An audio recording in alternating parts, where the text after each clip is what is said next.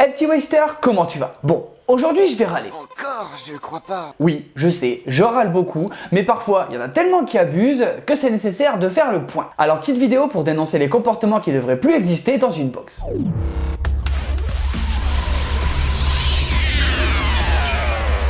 Quand tu vas dans ta box, tu kiffes, tu retrouves tes potes, tu vas t'entraîner, bref, c'est sympa.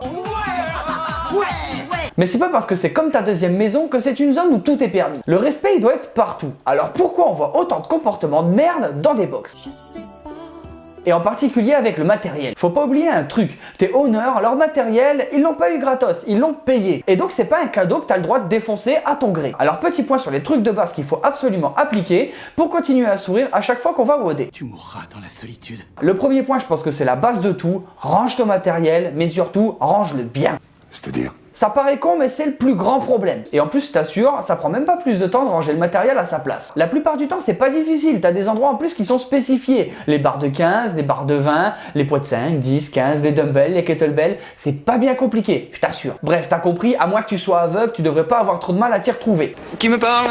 Alors pourquoi à un moment tu vas foutre un putain de poids de 5 kg au milieu des 10? C'est quoi ton problème si tu fais ça? Parce que c'est tellement relou. En plus, dis-toi, si t'es pas le seul à le faire, la pile au bout d'un moment elle va être super instable. Et qu'est-ce qui peut arriver? Oui, tu peux te faire tomber une pile de poids sur les pieds. Aïe. C'est super pour finir un WOD et ne plus revenir pendant un mois. Parce qu'au cas où t'aurais jamais testé, ça fait putain de mal. Pareil pour les kettlebells et les dumbbells. Y a rien de plus chiant que de passer 10 minutes à chercher la deuxième haltère de 15 kg. On n'est pas à Fitness Park, alors fais un effort, range. Ouais, je sais, aujourd'hui je suis d'humeur comme ça, je dénonce gratos. Deuxième petit point qui va avec le premier, nettoie ton matériel. J'ai un peu l'impression quand je t'annonce les points que je suis en train de t'engueuler. Si je te dis que t'es tendu, t'es tendu. C'est pas du tout ça. Si tu le fais pas, c'est pas grave. Si tu le fais par contre, oui, prends-le un peu pour toi. Que t'aies transpiré comme un gros porc sur un assaut bike parce que t'as fait un WOD de fou, ok. Ou alors que t'aies les mains pleines de sang parce que tu t'es ouvert en faisant des muscle-ups, ça arrive, mais dis-toi une chose, il y a très peu de personnes qui ont envie de rentrer en contact avec tes fluides. Une seule goutte de ton divin fluide sur ce pauvre ficus, je te dilate l'anus avec un baobab. Alors tu fais pas chier, tu respires, tu te lèves et au lieu de te rouler par terre, tu vas prendre un peu de sopalin, un peu de produit désinfectant et tu nettoies ton matos. C'est pas forcément le moment le plus kiffant de ton WOD, je suis d'accord. Mais je pense que si toi tu prends un abmat recouvert de la transpiration de quelqu'un, tu seras pas super content. Alors comme on dit, ne fais pas ce que tu voudrais pas qu'on te fasse. Je vous demande pardon. Effectivement, si après tu me dis que monter sur un rameur qui est plein de transpi, ça te pose pas de problème, bon. Mais oublie pas une chose, la transpi, ça détériore le matos. Donc c'est clair, avoir du matériel sale c'est une chose, mais avoir du matériel pourri, c'en est une autre. Alors t'as vraiment aucune excuse pour te barrer sans nettoyer. C'est comme ça. Troisième point, la magnésie. C'est comme la coque. Faut pas en abuser. S'il vous plaît les gars de YouTube, si vous pouvez ne pas démonétiser ma vidéo, c'était juste une blague, merci. Je suis d'accord, la magnésie c'est pratique pour éviter de se niquer les mains, etc. Mais à quel moment t'as trouvé utile de mettre de la magnésie quand tu partais sur un air runner? C'est sûr que si avant t'avais des power clean à faire ou des muscle up, etc. Ok, t'auras de la magnésie sur les mains. Mais si ton air runner, il en est recouvert, ça veut dire que t'en as mis beaucoup trop.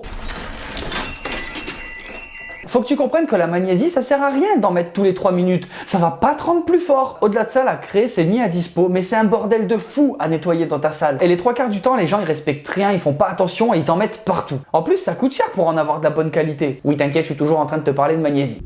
This is not meth. Alors oui, tu peux en utiliser, mais sache que te transformer en Gandalf ne fera pas de toi un meilleur crossfitter. Fuyez, pauvre fou! Quatrième point, pense aux autres quand tu utilises le matériel. Je suis pas en train de te dire d'avoir des pensées pour ton partenaire à côté quand tu WOD. Elle a des petits cœurs sur sa petite queue.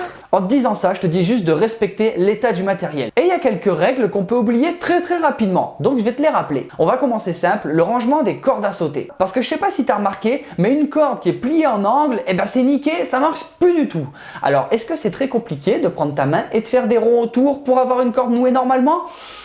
Non, je crois pas. Alors fais un effort. Ensuite, on ne drop pas une barre à vide ou avec 5 kg dessus. Ça marche aussi avec le fait de pas faire un kamehameha quand tu as une barre de 100 kg au-dessus de toi.